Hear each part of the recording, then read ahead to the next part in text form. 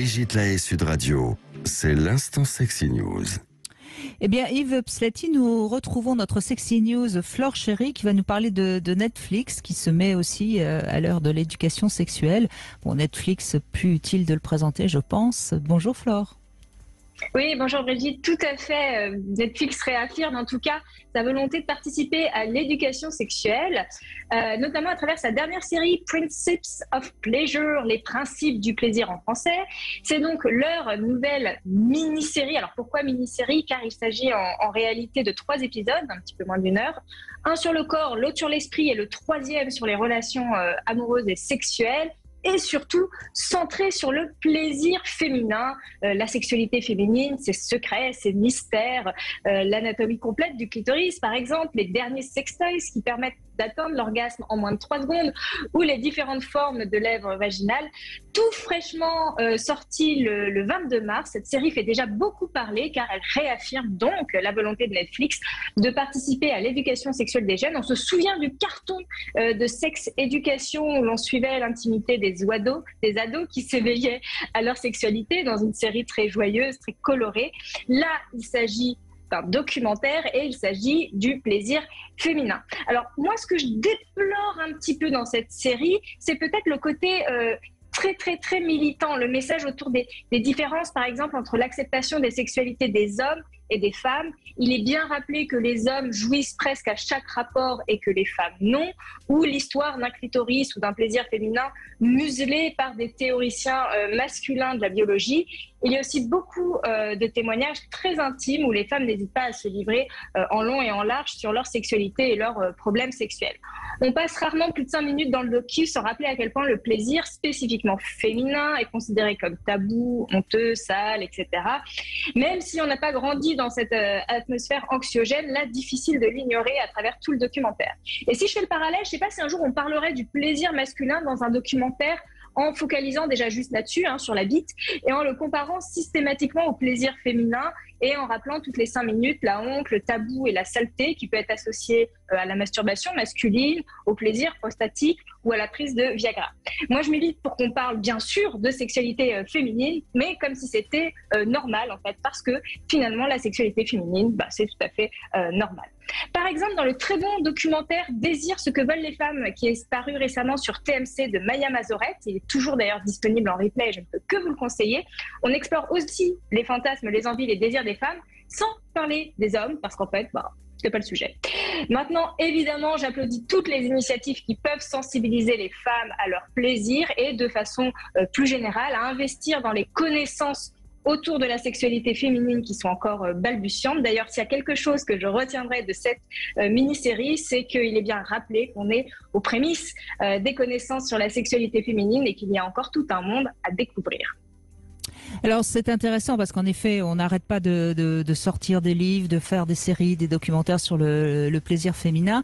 Ça va peut-être aider des femmes à avancer, mais dans la deuxième heure, on parlera du désir féminin parce qu'il y a un livre qui vient de sortir écrit par de nombreuses femmes. Et c'est vrai, vous avez raison, dans ce livre, c'est pareil, il y a beaucoup de femmes qui parlent de leurs souffrances, de leurs difficultés, de leur viol aussi, etc. Et je suis assez d'accord, assez d'accord avec ce que vous dites, Flore Chéri. Essayons quand même de tirer un peu les choses vers le haut. C'est bien sûr qu'il y a des violences, oui. Mais bon, d'abord les hommes aussi subissent des violences. Il y a des hommes qui sont abusés avant leur majorité sexuelle, etc. Et pourtant, quand on parle de sexualité masculine, on ne parle jamais du côté justement négatif de la violence. Donc peut-être qu'il faut sortir les femmes de ce rôle de victime pour les aider toutes à accéder un peu plus facilement au plaisir. Je ne sais pas ce que vous en pensez, Yves Pslati. Tout à fait d'accord avec vous. Donc, à force de parler que de la pathologie, on ne parle pas de la physiologie, comme j'ai dit au tout début. En fait, il y a une autre difficulté, c'est les grandes femmes sexophiles, celles qui adorent, qui n'arrivent pas à parler. Elles disent, j'arrive pas à parler dans un milieu féminin parce que je suis fusillée du regard en disant, toi, une salope, comment est-ce possible que tu peux parler comme ça?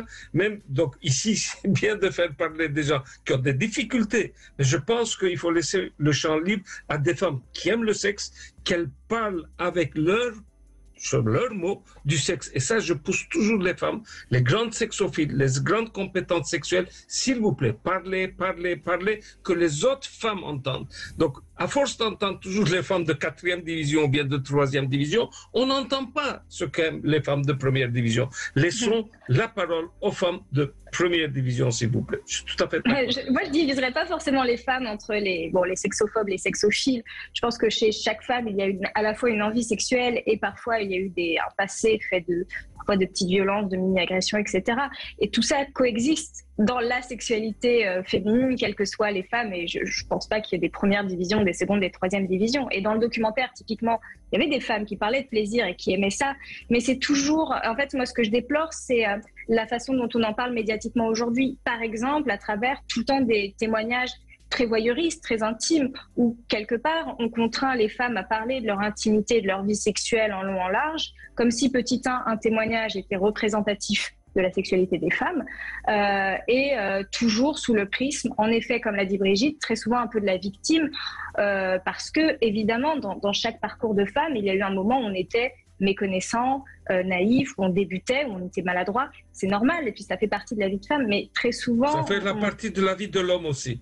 Ça fait partie de la femme, exactement. Mais pourquoi est-ce que ça, et c'est ce que disait Brigitte, pourquoi est-ce que ça c'est toujours mis en avant et ça mais c'est là, selon moi, continue à pathologiser la sexualité oui, mais des Flore, femmes. c'est là où Yves a raison. Le jour où les femmes qui sont réellement des jouisseuses, elles seront plus traitées de salopes ou de nymphomanes, ça deviendra plus facile pour certaines femmes de lever des blocages culturels ou des blocages qui sont peut-être simplement dus à une méconnaissance de leur corps. Mais on n'entend pas assez de discours de femmes qui vraiment prennent leurs pieds et sont complètement épanouies sexuellement et qui en redemandent et qui sont voilà. C'est très, il y a toujours un aspect comme ça, un petit peu de cette femme-là. Bon, c'est pas tout à fait une salope aujourd'hui, on le dira d'accepter plus la comme pudeur mais dans la sexualité même, féminine, c'est ça? Voilà, une forme de pudibonderie ou de pudeur ou de retenue. On n'est toujours pas dans cette possibilité d'entendre des femmes qui sont des vraies jouisseuses témoigner de manière naturelle. C'est toujours. Alors soit c'est provocateur, soit c'est un petit peu dérangeant pour les autres, soit c'est pas vrai. Enfin, il y a toujours une arrière-pensée comme ça qui fait que une femme qui pourrait avoir. Moi, je pense que Yves a raison. C'est là aussi où il faut avancer. C'est laisser plus de paroles positives de la sexualité féminine dans le discours actuel. Mais là où ça bouge, en effet, c'est que moi, je reçois toutes les semaines beaucoup de livres sur la sexualité féminine et pratiquement plus sur la sexualité masculine. Ça, c'est sûr que de ce côté-là, les femmes vont pouvoir s'informer. C'est vrai. Oui, tout à fait. Eh bien, on y va. On continue, nous, en tout cas, à l'évoquer. Merci, Flore Chéry. Je rappelle que vous êtes également l'auteur de ce livre, Matriarchie, aux éditions de la Musardine. C'est un roman. Et puis, on peut vous retrouver également sur union.fr.